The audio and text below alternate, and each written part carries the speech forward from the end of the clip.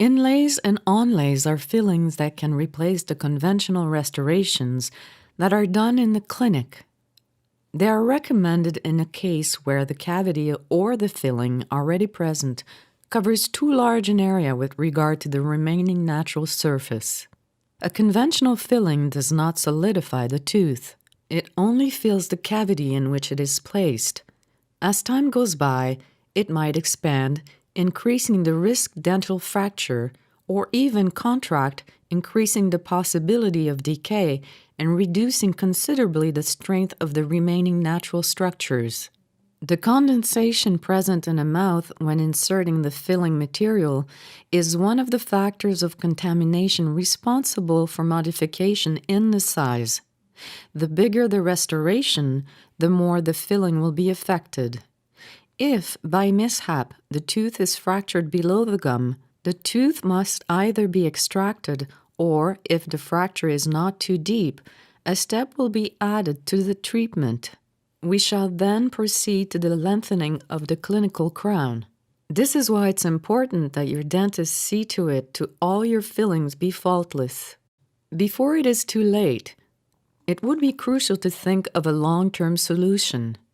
For all teeth presenting a faulty restoration, your dentist can advise you of the most appropriate solution. Contrary to the restorations done in the clinic, the inlay or onlay is manufactured in a laboratory as a model for impressions of the trimmed tooth. No contamination or condensation is possible. Therefore, instead of weakening the natural wall remaining, the inlay or onlay will contribute to its reinforcement.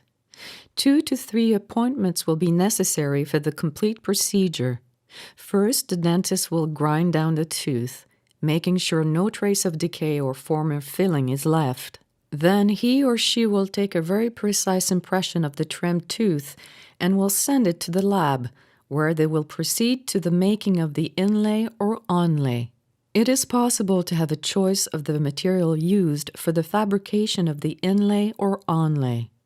It may be porcelain, resin, or gold.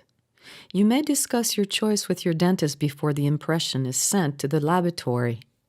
While the inlay or onlay is being prepared in the lab, a temporary filling will be put in. On the last visit, the temporary filling will be replaced by the inlay, or if the restoration includes a cuspid by an onlay, it will be cemented in place and an adjustment will be made if necessary. This simple technique allows 90% of the original strength of your tooth to be recovered.